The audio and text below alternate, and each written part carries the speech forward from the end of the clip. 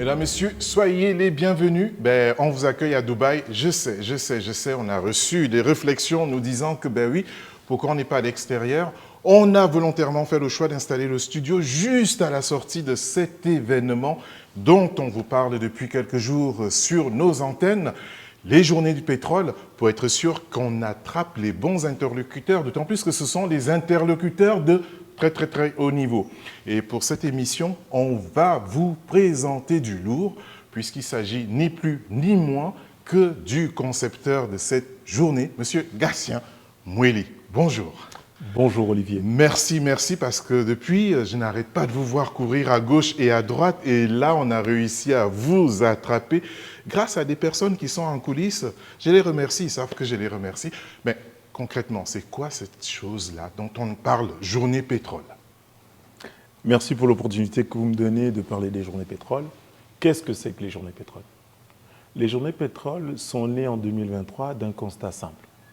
Nous assistons dans le cadre de nos missions des administrations en charge des hydrocarbures et dans le cadre de ces missions, nous avions fait des constats au nombre de 3. Premièrement, la systématisation des contrôles. C'est une prérogative qui est prévue par le contrat, mais que nos États n'exercent pas toujours. Et quelle est la conséquence? C'est de pouvoir dire après que ces contrats ne sont pas profitables.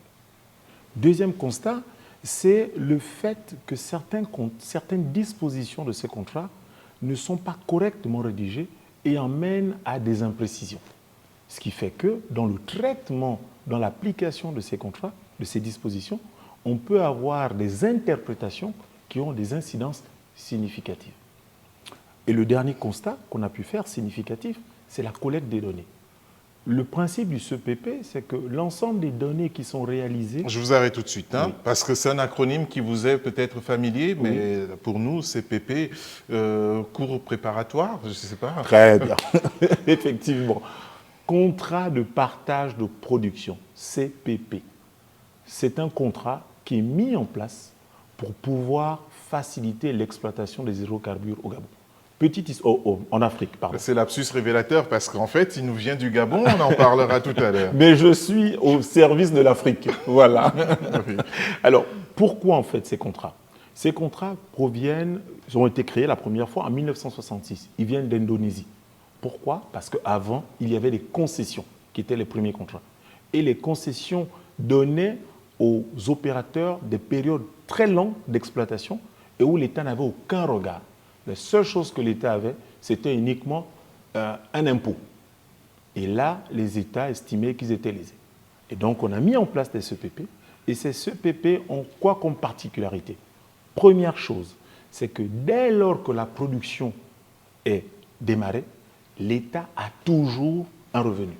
Et pourtant, lorsqu'on interroge l'homme de la rue, pour faire une caricature, il a toujours tendance à dire que l'Afrique se fait voler, que le pays n'a rien des retombées des richesses de son sous-sol. Comment est-ce que, quelque part, il peut y avoir une différenciation, en tout cas de point de vue, entre ce que vous dites, l'État a quelque chose, on aimerait bien savoir quoi très concrètement, et le fait que pour le peuple en tout cas, non, l'État n'a rien, ses richesses sont volées. Pour répondre à cette question, c'est l'initiative des Journées pétrole. Emmener à faciliter la compréhension des contrats pétroliers et de voir les avantages et les retombées pour nos pays. Si aujourd'hui on ne connaît pas le mécanisme de ce contrat, on peut penser, à tort ou à raison, souvent qu'on se fait gruger. Mais si on comprend comment fonctionne ce contrat, nous arrivons à comprendre ces mécanismes et surtout de voir les différents leviers qu'offrent ces contrats pour le développement de nos pays. Alors vous me tendez la perche, Donc puisqu'on vous a un expert dans le domaine, très concrètement, allons-y, mettons les deux pieds dedans et comme ça on va essayer de comprendre, mais en schématisant. Oui, n'oubliez pas que vous n'avez pas affaire à un expert. Donc voilà. Alors pour faire simple, qu'est-ce que c'est un CPP? C'est un dispositif juridique qui est mis en place en vue de l'exploitation des hydrocarbures. Dans ce contrat, l'État est propriétaire du sous-sol. Il s'est dit, je ne veux pas prendre le risque à mettre de l'investissement dedans. Je sous-traite ça à une société pétrolière. Lorsqu'on découvre du pétrole, l'État dit, le pétrole qui a été trouvé, ou les hydrocarbures qui ont été trouvés plutôt, premièrement vont servir à rembourser l'investissement qui a été pris par la société pétrolière. Oui, parce qu'il faut aussi dire que c'est la société pétrolière Exactement. qui C'est pourquoi je finance j'ai dit tout à l'heure que l'État, ne voulant pas investir, laisse le soin à la société pétrolière de le faire. Et c'est pourquoi, lorsqu'il y a la production, la première chose, la première destination d'une partie de cette production, c'est pour rembourser l'investissement. Et le reste va servir au partage entre l'État et le contracteur. Et c'est en ce sens que certains vont dire, mais nous ne comprenons pas, nous avons produit 10 000 barils et à la fin, nous n'avons reçu que 30. Mais tout simplement parce que les 30 que vous recevez, avant de recevoir les 30, il y a 70 qui ont servi au remboursement de l'investissement qui a été réalisé par la société pétrolière. Et donc ça, ce sont un aspect que les gens oublient. Ils regardent uniquement la production, sauf que vous devez savoir que dans la production pétrolière, il y a toute la phase de recherche qui est entre 5 et 7 ans, durant laquelle il n'y a aucune production.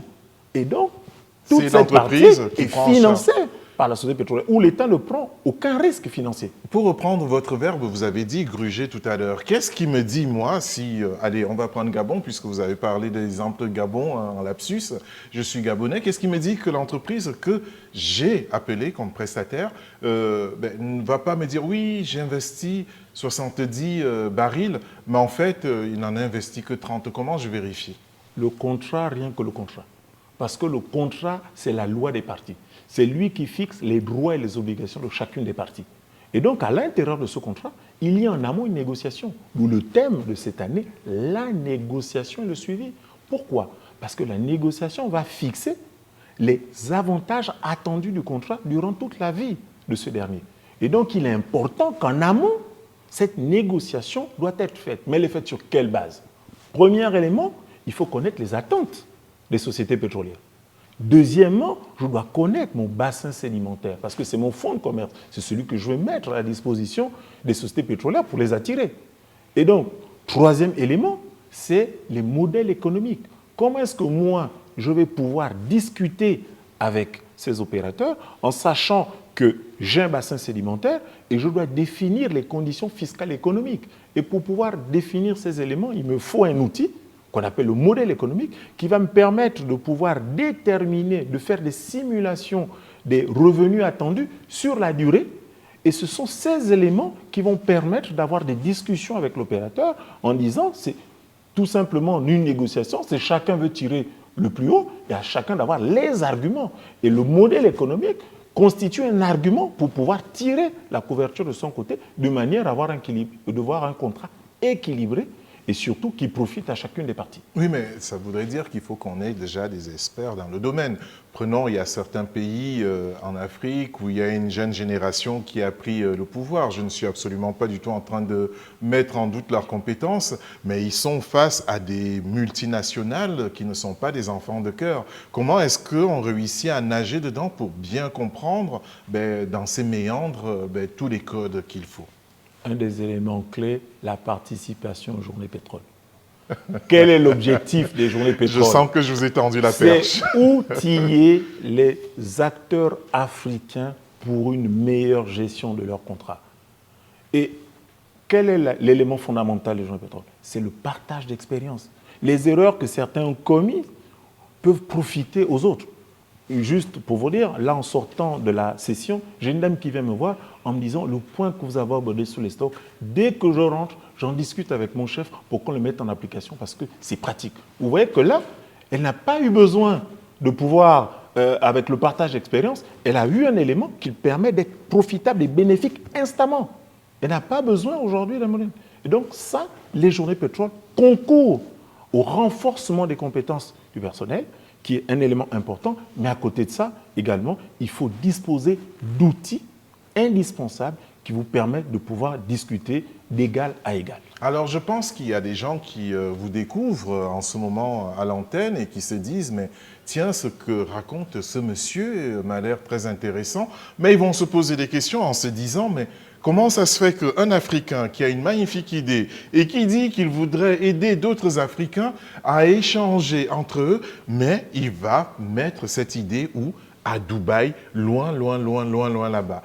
Pourquoi pas en Afrique, où peut-être il aurait pu faire encore tourner l'économie, notamment par les hôtels, notamment par l'alimentation, ou même tous les métiers périphériques au tourisme, en faisant découvrir aux Africains, les uns les autres, le fameux pays d'accueil. Pourquoi avoir choisi Dubaï? Alors, pour répondre à votre question, j'aimerais faire un petit constat.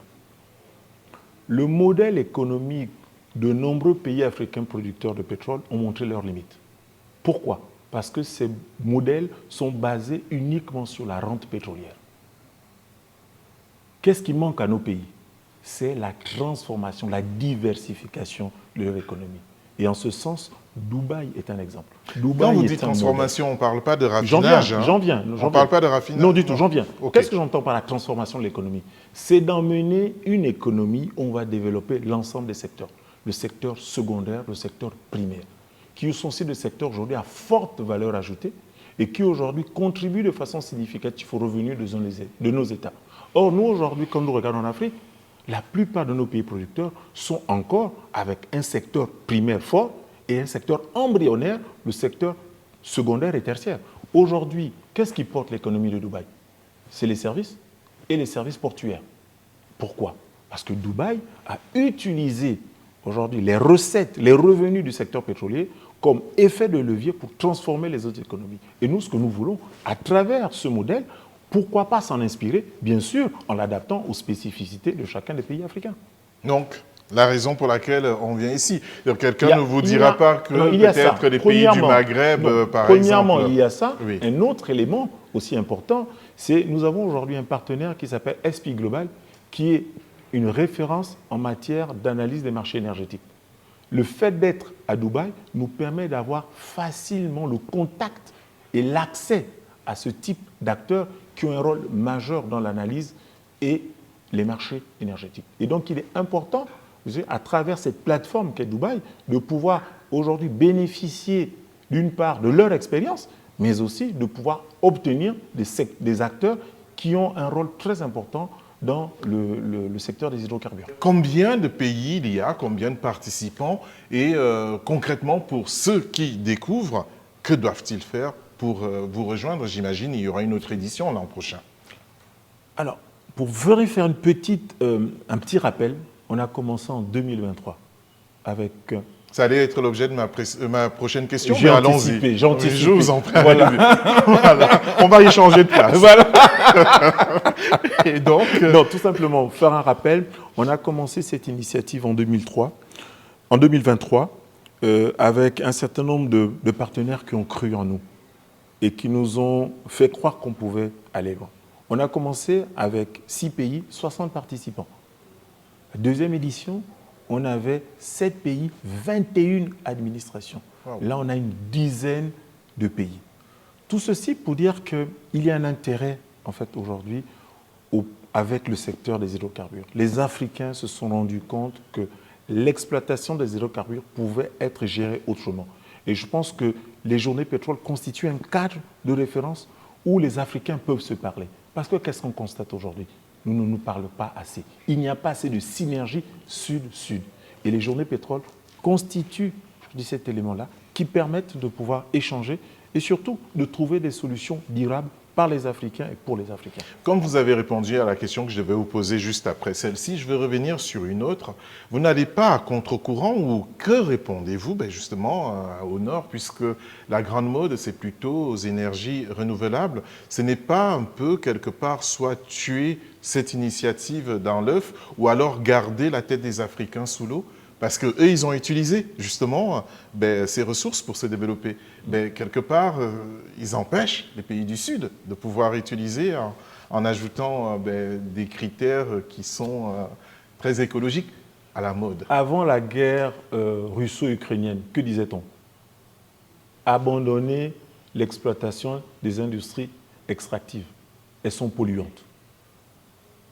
Le constat, il est, qu'est-ce qu'on constate aujourd'hui? C'est que la plupart de ces pays sont en train de renforcer leur positionnement en Afrique en repartant vers ces énergies. Regardez la première visite qu'a fait le chancelier allemand. C'est dans quel pays africain? Le Sénégal, pour négocier le gaz, vu qu'il était tributaire de la Russie. Donc, pour vous dire, en fait, aujourd'hui, le gaz, les hydrocarbures sont aujourd'hui des éléments qui ont encore un grand intérêt pour l'Afrique, mais aussi pour le monde.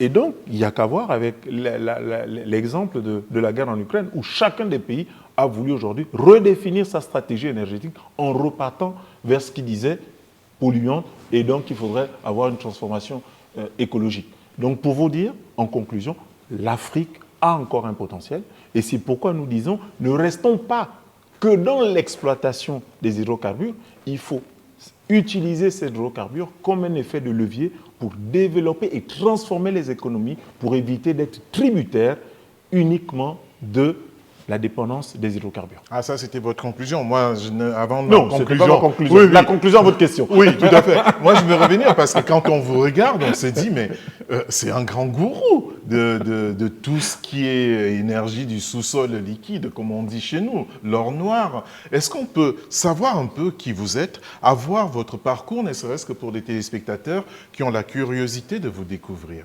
Gourou, c'est un bien grand mot. Non, mais ce n'est pas négatif, ceci dit. Hein? Oui, non, mais non, moi, je vous ai suivi tout à l'heure quand vous étiez en train d'intervenir et je peux en témoigner, j'ai été très impressionné parce qu'on sent quelqu'un qui maîtrise parfaitement son sujet. Non, simplement dire que je suis Gatien Moueli, je suis expert en contrats pétroliers, notamment les contrats de partage de production. Je suis un ancien d'une firme internationale où j'ai passé 12 ans, où j'étais le responsable de la ligne audit pour l'ensemble des pays africains francophones. En 2009, nous avons décidé de créer le cabinet Troisième Partenaire et Conseil pour être une alternative aux grands cabinets de conseil, en disant qu'on pouvait également avoir une expertise locale.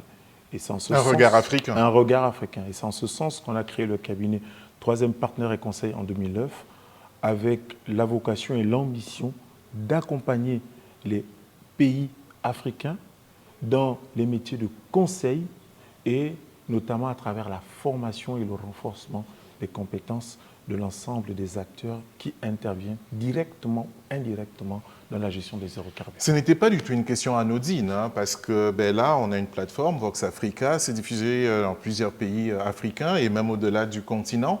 Donc, je pense qu'il y a quand même des personnes qui peuvent vouloir se rapprocher de vous parce que c'est ce regard africain, cette connaissance, cette expertise au niveau international en plus. Hein. Quand je dis international, moi, je pense même hors du continent qui intéresse.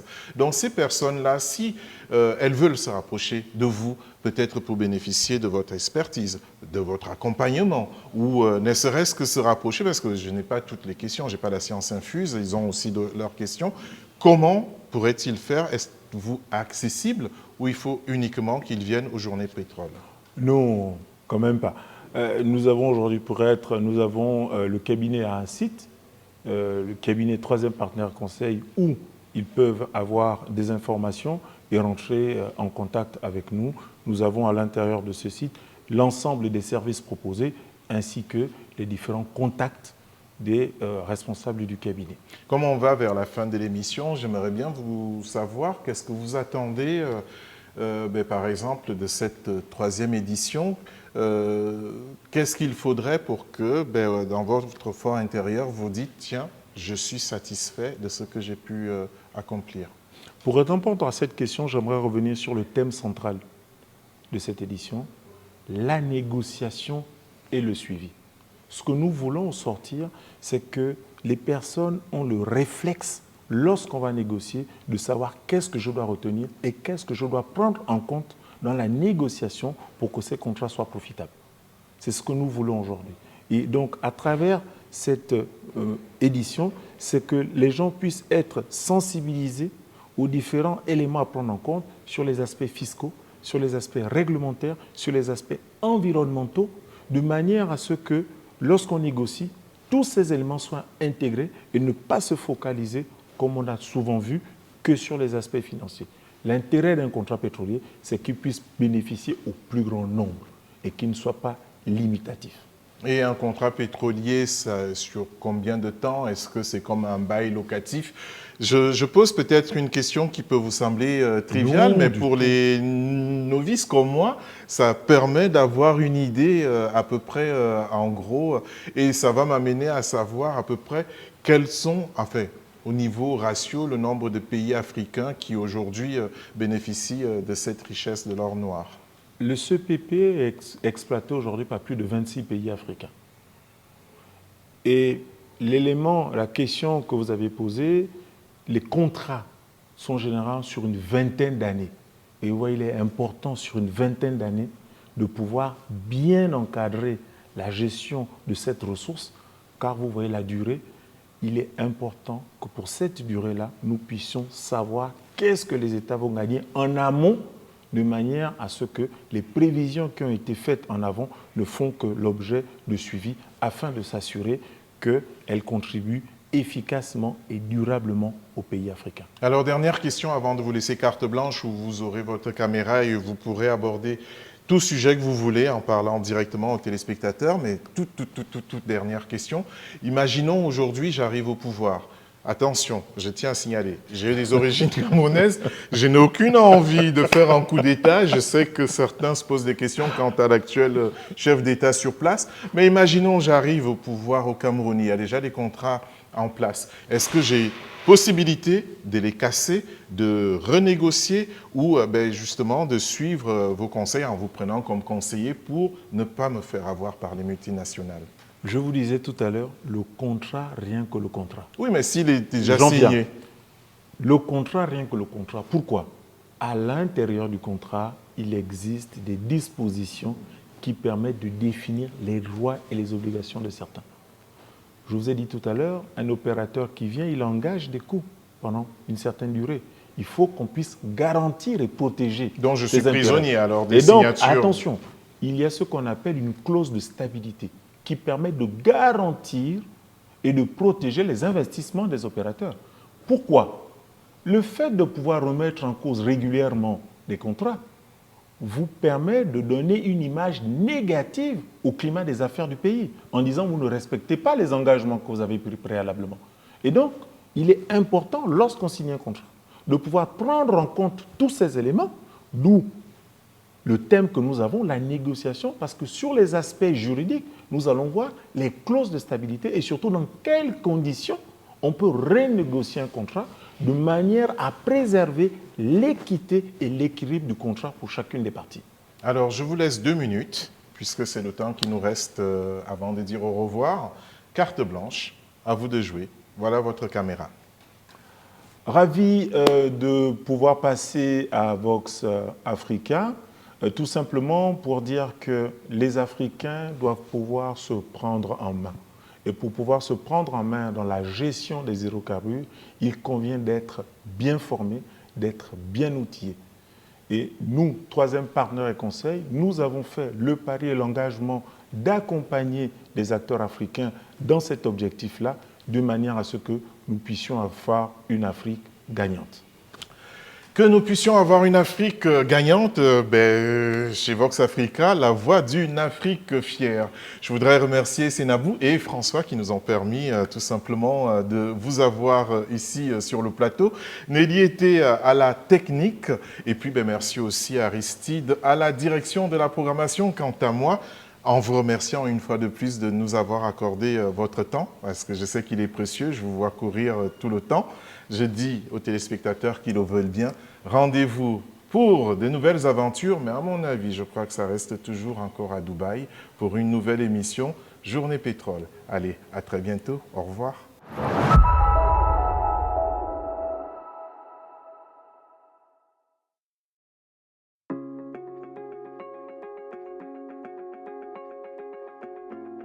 Ce thème avait pour objectif de pouvoir rappeler l'importance et la nécessité d'avoir des données pour avoir une bonne négociation.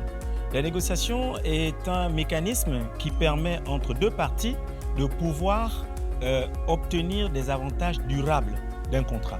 Et donc, il est important que pour obtenir ces avantages, de connaître de quoi on parle. Et que vendent les États aux sociétés pétrolières? C'est l'attrait du bassin sédimentaire. Et pour connaître son bassin sédimentaire, il faut avoir de la donnée. Et de cette donnée, nous allons avoir de l'information. Et c'est cette information qui va pouvoir être utilisé dans la négociation pour permettre de pouvoir avoir des avantages durables et surtout de gros avantages pour les différents pays.